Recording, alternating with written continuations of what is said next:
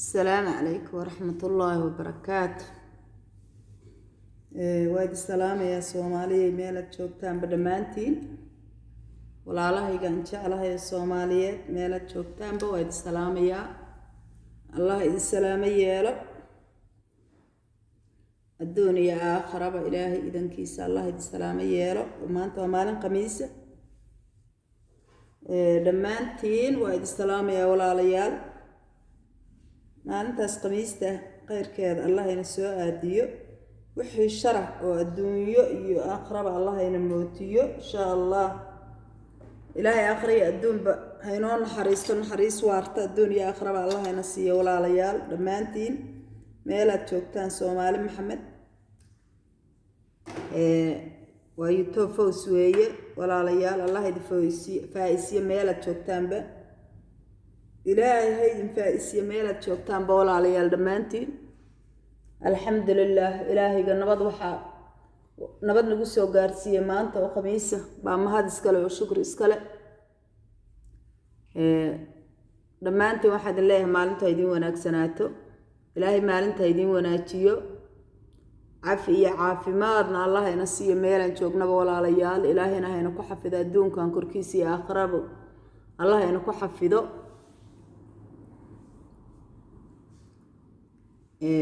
maantay waxaan rabaa inaan ka hadlo mowduuc dadkeenii Soomaaliyeed kala gaabshay dadkeenii Soomaaliyeed rag iyo dumarba kala gaabshay oo ah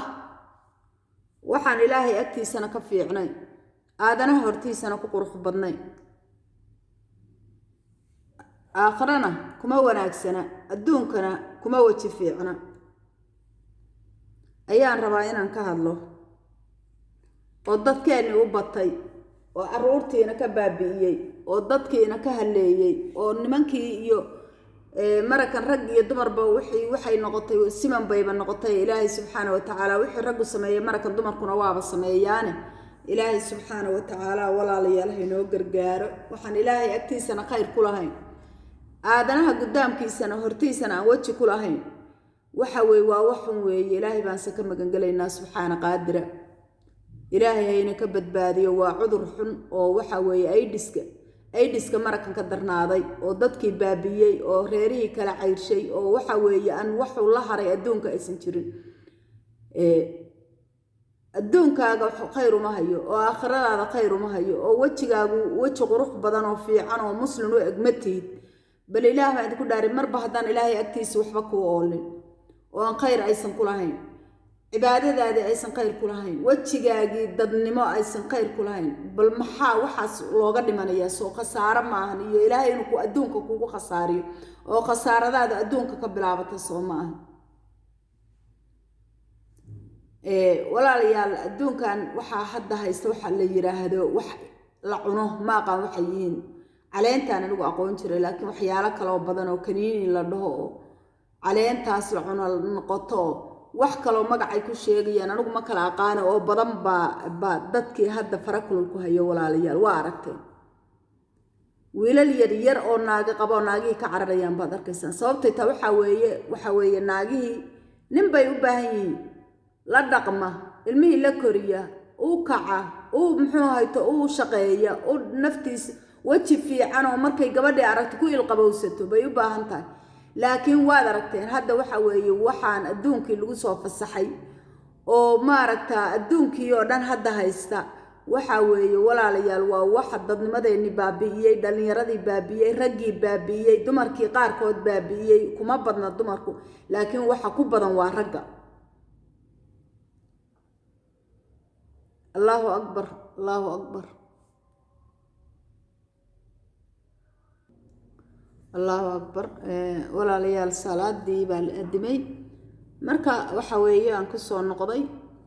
walaalayaal ilaahay subxaanahu wa ta'ala waxaan ilaahay hortiisa khayr ku lahayn ilaahayna ka xijaabo waxaan aragteen oo ilaahay subxaanahu wa ta'ala uusan agtiisa khayr ku lahayn oo aadanaha hortiisa aadan waji ku lahayn oo maalkaagi la dagaalamaya oo naftaadi la dagaalamaya oo sharaftaadi wuxu dhimaya oo xayaatadaadi kula qaybsanaya oo aan shilin kuu dhigayn oo dadkii muslimkii aan wax la qaybsan lahayd kaa reebay inaynu ku degdegno oo aynu ilmaheennii iyo raggii iyo waxa weeye wax walba ay faraha la galaan oo ay ku dhibaatadaas shaydaanku wato ilaahay subxaana wa tacaala aan ka magan galaynaa walaalayaal. ilaah baana waxaan leenahay ilaahu subxaanahu naga soo gaar, ilaahu naga soo gaar baan leenahay. waxa dadkii baabi'iyey waa waxaan la cunayo. sababtoo qofku markuu wax cuno miyir ma leh naftiisa u turmayo, naftiisa u baqmayo, u xishoon mayo. waxa weeye waa masaa'ib loo soo diray, dadka loo soo diray weeye oo loo soo diray. oo waad aragteen xaaladeeda. hooyadu hadday caruur leedahay oo ay waxaas isticmaasho miyir male, caruurtaba war uma hayso, caruurteeda ka nixi mayso, dhibaato walba oo ku dhacda ka nixi mayso, caruurba ma rabto, iyadaaba nafteeda ku mashquulsan oo maskaxdii ka dhimatay. aabbuhu sidoo kale markuu aabba caleen cuno ama wax balaayadan la cuno uu yahay, aabbahaasu aabba nool ma ahan. ha u xisaabtaminina inuu aabbahaasu aabba nool yahay. wiil hadduu cuno wiilku inuu nool yahay u malayn, waa qof maskaxda ka dhintay weeye. maskaxday ilmaha ka dilaysaa, ninka ka dilaysaa, reerka waxa weeye reerkaasu si uusan u baabi'in ma lahan, si uusan u baabi'in aakhirka ma lahan. sababtoo ta reer waxa weeye qof waxaa ku dhex nool qof waalan, gabadhii aamin mayo oo naagtii reerkii aamin mayo oo hooyadiisa aamin mayo oo ilmihiisa aamin mayo oo waa qof meel loo wato. waad aragteen xaaladda ay ku jiraan. hooyadiis wuxuu leeyahay hooyaday anay i dhibaysaa, anay ii hadlaynaysaa, anay naftii ii keentay, anaa ka harsan waayey. naagta hadday tahay naagtan waa naag xun buu kusoo dejinayaa. gabadha wuxuu ka bilaabayaa inay naag xun tahay. bal nin wax cuno oo naagtiisa dhihin waa xun tahay idinku soo sheega. waa xun tahay naagtan, waa naag xun, ma fiicna. anigu hadda waxaan arkay mid caruurtiisii isagu dhalay uu yiri caruurtan walaalkay baa dhalay, walaalkay baa naagtan ka dhalay, walaalkiis isagoo iyadiisa aabis dhaleen. ilaahan idinku dhaariyo bal ka warrab dhibaatada ka jirta adduunkii ka dhacday ama ka dhacday waddankeeni ka jirta. waa midaan adduunka wax laga sheego iyo wax muxuu hayto wax loo qaata aysan jirnin. sababtoo taa waxa weeye waa wax diinteennaba ka baxsan bay noqotay. waxaas waa waxa la cunayo oo waddankii lagu abuuray oo waddankii ka jira oo adduunka haysta. waddankeena kaliya maahan, adduunku ugaga yimid waddankeena waadan buu soo gaaray. laakiin adduunka carab iyo cajab iyo muxuu ahayto gaal iyo muslimba waa waxa dadkii qoysaskii kala baabiyey. waddankaanaan joogna naagihii baa ka cararay oo waxay uga carareen bannaanada ka galay oo bannaanada muxuu ahayto dharkii ku dhigtay. waxaasna waxaa keenay niman waalan oo madaxa looga jiro oo naagtii ku mashquulay iyo caruurtii kala cayrinaya. naagtii iyo caruurtii laftigeedii baa la kala cayrinaya. ilaah waa soomanaya maanta ana ku afrin kuwaas. walaalayaal waxa weeye marka waxa weeye dhibaatada adduunkii ka dhacday oo waxa weeye waa masaa'ibtu telefoonka kaliya ma ahan. marakan waxaa ka sii daran oo telefoonaadkiiba ka darnaaday waxyaalahan dadkii cunahayo. caleentaas muqaadaraad baa lagu duray, iyada laftigeedaa duran, ayadoo nin gaala soo sameeyey markiisii horeba nin wax muslima aysan tabcanin oo waxa muxuu ahay tahlaysan ay soo tabcadeen. mar labaadkana wax xun oo lagu soo duray waa markii labaad wax xun lagu soo duray mar labaadka la soo dhoofiyey la soo buqaariyey. intaas iyada oo waalan, caleentii oo waalan baa waddankii soo galaysa oo duran, ayadaa duran markaasay soo galaysaa. qofkiiba baa cunahaya, qofkiiba qof duran noqonaya. haddana waad aragteen dhibaatada waddankii ka jira. qofkaas weji male, muslimka oo weji uu soo hor istaaga male. sababtoo tama qurux badna, waa qof hool xun oo si u bahdilan oo u baaba'san oo xaloo dhan hurday oo candareeradii ka muuqato oo rafaadkii adduunka muuqdo. waa aragteen, ma wanaagsana. ilaahay agtiisa waa sidoo kale salaadii baad ka seexatay oo sibaad u hadlaysan tahay. ilaahay agtiisa waxba kuma yaalaan, waad aragteen. walaalayaal marka waxaan idinkaga digayaa dhallinyarada Soomaaliyeed oo aan jeclahay caruurtayada odayaashayada aan jeclahay, waxaan idinkaga digayaa waxaan alla raalli ka ahayn inay iska daysaan. waxaan ina ku qurux badnaana weji qurux wiilka aan caleenta cunin ama muqaadaraadka cunin quruxdiisa waad aragteen, wejigiisa waad aragteen, tibihiisa waad aragteen, sharaftiisa waad aragteen. walaalayaal maxaa idin diiday inaa ilaahay subxaana wa tacaala hortiisa aad ku shaahidaan inaad dad fiican tihiin, inaad gudaamal naas caruurtiina iyo naagtiina iyo ilmihiina iyo dadkiina aad sharaf u soo jiidaan? maxaa idin diiday? maxaa idin diiday soo bahdilad iyo baaba ma ahan nin dhalinyaro ah oo asagu maskaxda iska dilay oo cudur isku beeray oo masaa'ib isku dhigay oo aan hadhow hooyadiis ka shakiyay oo naagtiisa ka shakiyay oo walaashi ka shakiyay oo adduunka meel u haysto iyo meel uu la socdo midna aan garanay soo dhibaato adduun ma ahan soo ceebta adduunida kuma ahan soo tii aakhirana idima dambayso ninka aan wax cuninin oo muxuu hayto wiilka aan waxba cunin waad ogteen inuu idinka sharaf badan yahay idinka qurux badan yahay birina ilaahay subxaanahu wa tacaala hortiisa ina soo hor istaagi karin waad ogtiin anigu markaan sharaf ilaahay agtiisa ka waayo aadana agtiisana kama rabo ilaahay agtiisa markaan sharaf ka waayo walaalayaal aadana agtiisana sharaf kama rabo qurux waa gabadha aan wax cunin oo wanaagsan oo edboon oo sharafta badan walaalayaal waxay ka dhigan tahay adduunkan oo dhan koomkan oo dhan bay ka dhigan tahay laakiin gabadha waalan oo hallaysan oo ilaahay uusan raalli ka ahayn samaynaysa oo caleenta cunaysa oo nafteeda bahdilaysa waxaad ogaataan inaan ilaahay subxaanahu wa tacaala haddii alla ku og yahay wax kuu dhiman inaysan jirin ogow ilaahay baa ku og subxaana qaadira wax kuu dhiman ma jiro aadanihiisu waa iska misqaala daradi yoom milal ayaan baad ka shifmaysaa oo lagu ogaanayaa marka ilaahay subxaana wa tacaala u noqda quruxdii ilaahay subxaana idiin kasay oo ilaahay qaymuhu idiin yeelay ku soo noqda iska daaya balaayada iyo baaska aad cunaysaan oo adduun iyo aakhiraba idin dhaafiyey oo sharaf xumada idinku riday oo waji xumada idinku riday waad aragtaan guddaamal muslim ma hor istaagi kartaan dadkoo dhan baa ninka muxuu hayto aan muslimka ahayn oo askariga markuu saa ku arko ku garanayaa waxaa tahay waad u tilmaamantaa sababtay taa dadka wejigiisa ma lihid ha u malayna dadka wejigiisa leh ma weji muslim ma lihid weji fiican ma lihid gaal iyo islaan waxaa tahay ba ahaw laakiin maba ahaydba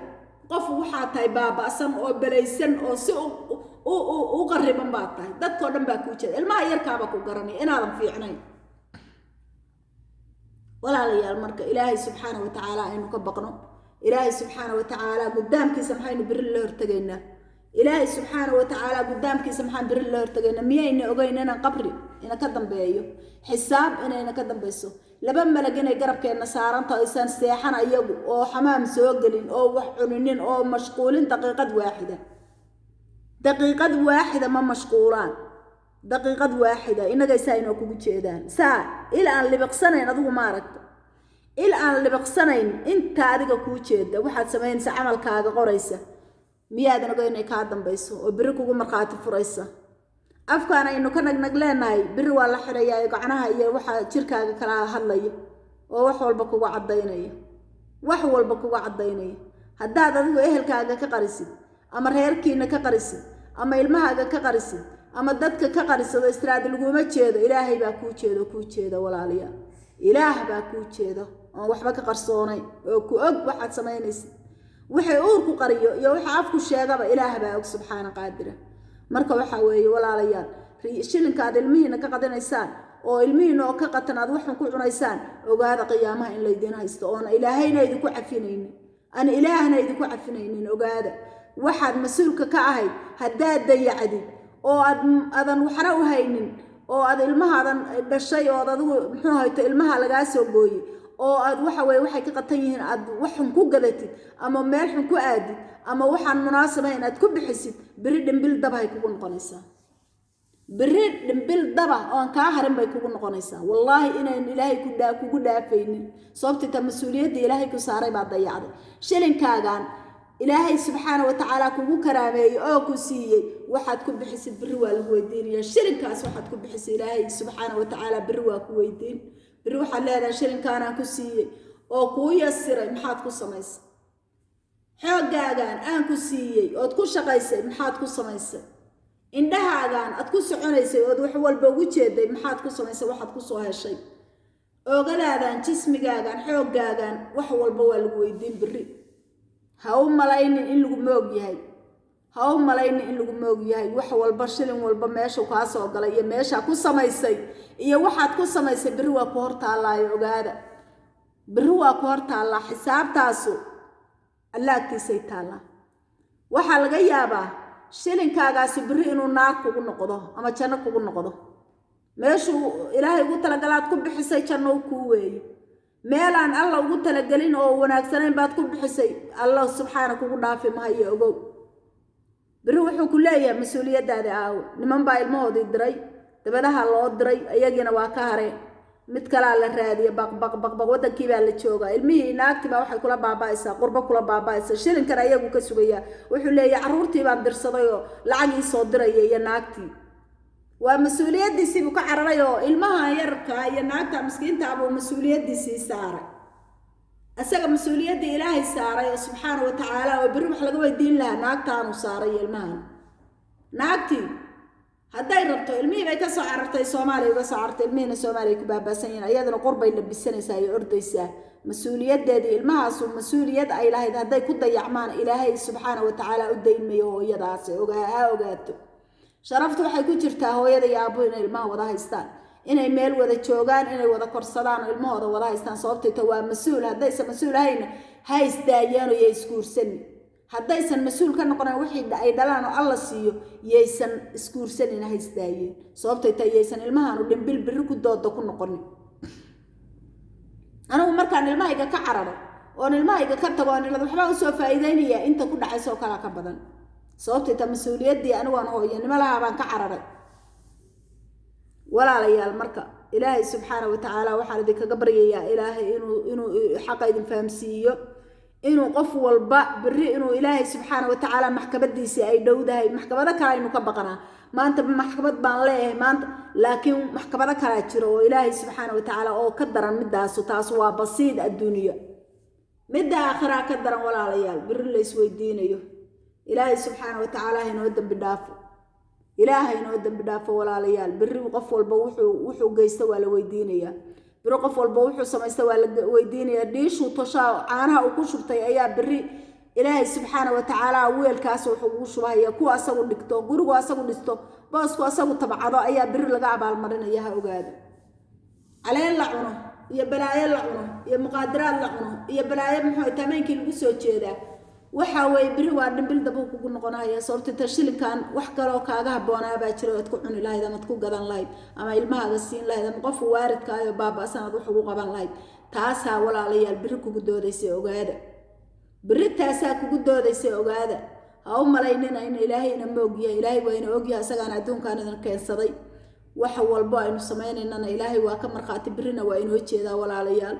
ilaahay waxaan ka baryaynaa dambigeena iyo dambi waaridkeenba inuu dhaafo ilaahayna inuu noo ceeb asturo adduuniya aakhiraba ilaahay inuu nacafiyo noo dambi dhaafo waxaan idinkaga tegayaa oo idinkaga dardaarmayaa aniga iyo adinku naftayda iyo naftiinaba inaynu la shahaadno naftaan waa cadow layna ku darsaday inaynu la jahaadno